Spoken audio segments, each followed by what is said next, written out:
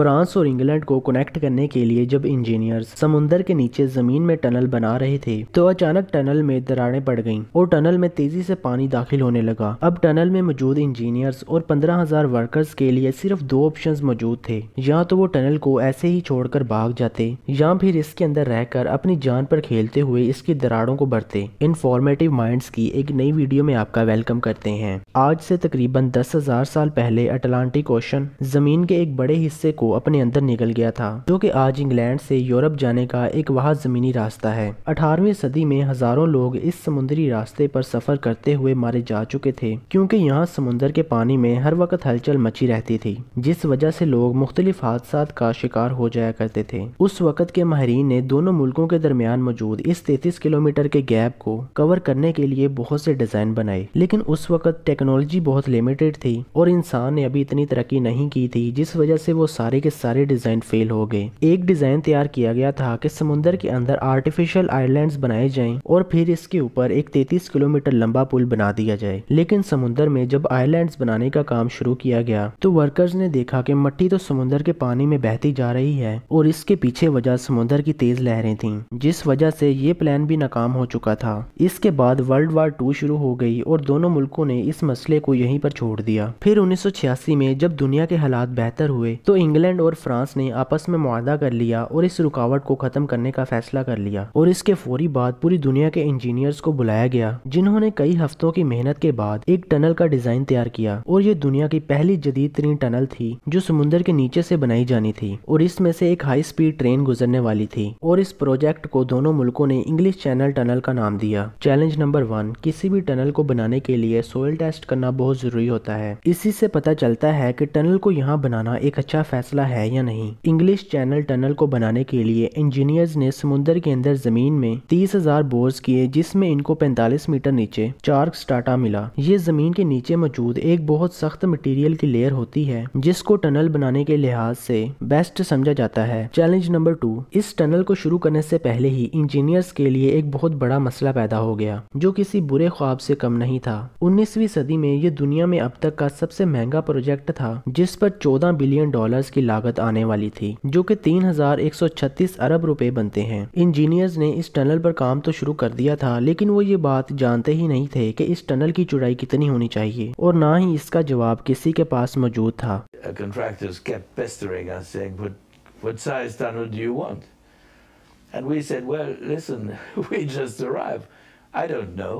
اس کے بعد اس پروجیکٹ پر کئی ہفتوں تک کام روک دیا گیا، اور تقریباً 3 مہینوں کے طویل عرصے بعد فزکس کے تمام اصولوں کو مد نظر رکھتے ہوئے ٹرانس منچ لمیٹڈ کمپنی نے ایک ٹنل ڈیزائن بنا کر دیا، جس کو پاس کر لیا گیا۔ انہوں نے ٹیوب کی شکل میں 3 پیرالل ٹنلز کو بنانے کا فیصلہ کیا، جس میں ایک ٹنل میں فرانس کی ٹرین سفر کرنے والی تھی اور دوسری ٹنل میں انگلینڈ کی ٹرین سفر کرنے والی تھی، اور ان کے درمیان میں موجود ٹنل سے سروس ٹنل کا کام لیا جانے والا تھا، اور اس کے ساتھ ہی اسی ٹنل سے دونوں ٹنلز کے اندر ہوا کے پریشر کو بھی کم کیا جانا تھا۔ انگلینڈ اور فرانس اس ٹنل میں ایسی ٹیکنالوجی بنانا چاہتے تھے جس میں ہزاروں پیسنجرز اور کئی 100 ٹن وزنی سامان ہر دن بھیجا جا سکے، اور وہ بھی صرف 30 سے 35 منٹ میں۔ چیلنج نمبر 3، انجینئرز کے لیے یہاں ایک بہت بڑا مسئلہ پیدا ہو گیا تھا، کیونکہ 1986 میں جب اس ٹنل کو بنانے کا کانٹریکٹ سائن کیا گیا تھا تو اس وقت دنیا میں ایسی کوئی ٹیکنالوجی موجود ہی نہیں تھی جو سمندر کی سطح سے کئی 100 فٹ نیچے زمین کے ٹھوس ترین حصے میں کام کر سکے، کیونکہ اس دور میں ٹنلز بنانے کے لیے بوم بلاسٹ کیے جاتے تھے، لیکن یہاں وہ استعمال نہیں کیے جا سکتے تھے، کیونکہ اس ٹنل کے صرف 45 میٹر اوپر سمندر کا پانی موجود تھا، اور صرف ایک غلط فیصلہ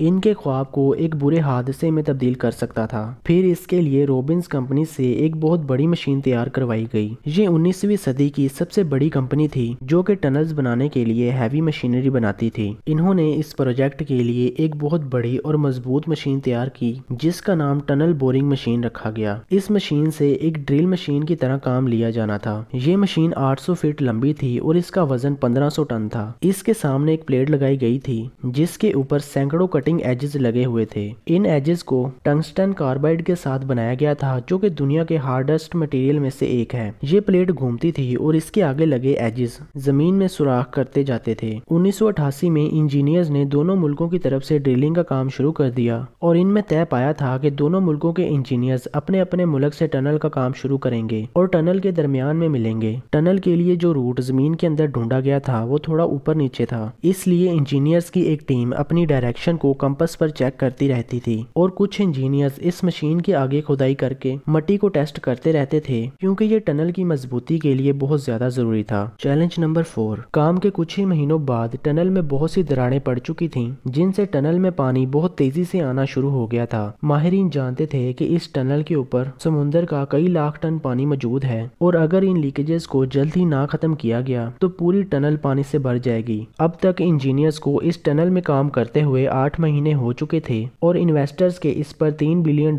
خرچ ہو چکے تھے۔ اگر یہاں اس ٹنل کو ایسے ہی چھوڑ دیا جاتا تو دونوں ملکوں کا بہت بڑا نقصان ہو جانا تھا۔ انجینئرز نے ان دراڑوں کو ویٹ چاک سے بھرنا شروع کر دیا اور یہ ایکسپیریمنٹ کام کر گیا اور اب ٹنل میں پانی آنا بند ہو چکا تھا۔ لیکن اس کے بعد ایک اور بہت بڑا مسئلہ کھڑا ہو گیا۔ یہ بورنگ مشین جو اس ٹنل میں کام کر رہی تھی اس کو خشک زمین پر کام کرنے کے لیے بنایا گیا تھا، لیکن دراڑوں سے نکلنے والا پانی اس بورنگ مشین میں پڑ چکا تھا اور اب وہ کام نہیں کر رہی تھی۔ اس مسئلے کو حل کرنے کے لیے روبنز کمپنی نے ایک واٹر پروف بورنگ مشین بنانے کا فیصلہ کیا۔ مشین بن کر آ چکی تھی اور دونوں طرف سے تیزی سے کام ہو رہا تھا، لیکن فرانس کی طرف سے جس زمین میں ٹنل بنائی جا رہی تھی وہ اتنی زیادہ سخت تھی کہ اب تک اس کے لیے 13 بورنگ مشین استعمال ہو چکی تھی۔ ٹنل بورنگ مشین بہت تیزی سے ڈرلنگ کر رہی تھی۔ یہ 1 گھنٹے میں 3.4 میٹر ڈرلنگ کرتی تھی، جس وجہ سے ورکرز کے لیے اتنے ملبے کو وقت پر باہر نکالنا بہت مشکل ہو چکا تھا اور اس سے کام میں بار بار رکاوٹ بھی بنتی تھی۔ ٹنل سے ایک دن میں 2400 ٹن ملبہ باہر نکالا جاتا تھا اور اس پورے پروجیکٹ میں جتنا ملبہ ٹنل سے باہر نکالا گیا تھا اس سے 13 فٹ بال گراؤنڈز کو بھرا جا سکتا تھا۔ لیکن جس طرح ٹنل سے ملبے کو باہر نکالنا مشکل تھا اسی طرح ٹنل میں مٹیریل کو لے کر جانا بھی انجینئرز کے لیے ایک بہت بڑا چیلنج تھا۔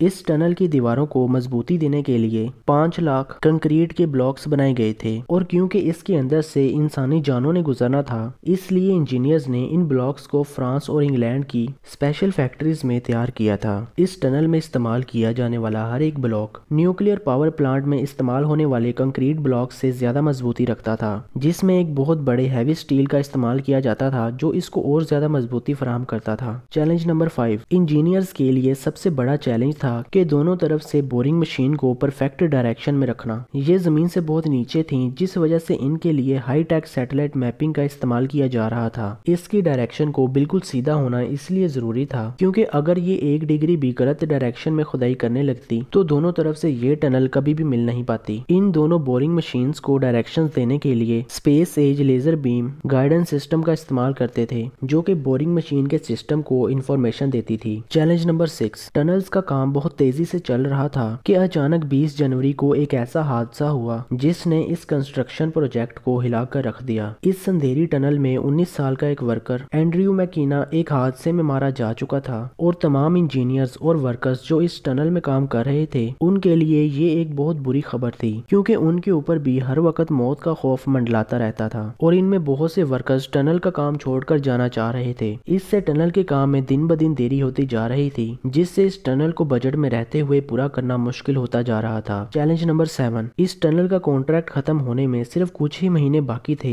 لیکن ٹنل کا کام ابھی بہت زیادہ باقی تھا۔ انجینئرز سمجھ چکے تھے کہ وہ اس کام کو وقت پر مکمل نہیں کر پائیں گے۔ کانٹریکٹ سائن کرتے وقت اس کے لیے $10 بلین کا بجٹ طے کیا گیا تھا۔ سب سے بڑی بات یہ تھی کہ اس ٹنل کو انگلینڈ اور فرانس کی گورنمنٹ نہیں بلکہ پرائیویٹ کمپنیز بنا رہی تھیں۔ اس وجہ سے اس پروجیکٹ کو وقت پر مکمل کرنا بہت زیادہ ضروری تھا۔ کانٹریکٹر پروجیکٹ کے شروع میں ہی اس کے ڈیزائن پر اور اس کے لیے بنائی گئی مشینوں پر اتنا زیادہ وقت اور پیسہ خرچ چکے تھے کہ اب ان کے پاس بجٹ تقریباً ختم ہو چکا تھا اور وہ یہ بات جانتے تھے کہ اگر یہ پروجیکٹ ایک دفعہ بند ہو گیا تو اس کو دوبارہ شروع کرنا ناممکن ہو جائے گا۔ One thing we all understood was that if we stopped it would be very hard to restart. Contractors نے پرائیویٹ کمپنیز کو کنونس کیا اور ان سے $4 بلین اور لے لیے۔ اس کے بعد ٹنل میں کھدائی کا کام دوبارہ شروع ہو چکا تھا اور پھر 1 دسمبر 1990 کو وہ دن آیا جس کے لیے پوری دنیا انتظار کر رہی تھی۔ دونوں طرف کی ٹنلز مکمل ہو چکی تھیں اور اب دونوں طرف کے انجینئرز ایک دوسرے کو مل سکتے تھے۔ یہ دنیا کی تاریخ میں ایک بہت عظیم کارنامہ تھا۔ چیلنج نمبر 8، اب انجینئرز کے لیے سب سے بڑا چیلنج تھا ان ٹنلز میں ایسی ٹرین इंस्टॉल करना जो भारी सामान और लोगों को एक जगह से दूसरी जगह ट्रांसफर कर सके। इसके लिए ली शटल नामी एक ट्रेन इस्तेमाल की जाने वाली थी। इस ट्रेन में लोग अपनी गाड़ियों के साथ जाते थे और ये उनको टनल के एक सिरे से दूसरे सिरे तक पहुंचाती थी। ये पूरा सिस्टम 160 मेगावाट बिजली पर चलता था। ये इतनी ज्यादा बिजली है कि इससे एक पूरे शहर की जरूरत को पूरा किया जा सकता है। Challenge number 9। ट्रेन तो टनल में इंस्टॉल हो चुकी थी और उसको टेस्ट भी किया जा चुका था, लेकिन जब ट्रेन चलती थी तो ट्रेन और पटरी की फ्रिक्शन की वजह से टनल के अंदर टेम्परेचर 60 डिग्री तक पहुंच जाता था। इसके टेम्परेचर को नॉर्मल रखने के लिए इंजीनियर्स ने इसके अंदर बड़े बड़े चिलर लगाए जो कि काम कर गए और टनल का टेम्परेचर कंट्रोल में आ गया। इन सब कामों में टोटल 20 बिलियन डॉलर्स का खर्चा हो चुका था और इस 19वीं सदी में बनाए गए प्रोजेक्ट को लोग आज भी इस्तेमाल करते हैं और ये बिल्कुल सही हालत में मौजूद है। उम्मीद करते हैं आप इस वीडियो को लाइक और शेयर जरूर करेंगे और इस चैनल को सब्सक्राइब कर लें ताकि ये वीडियो सबसे पहले आप तक पहुंच सके।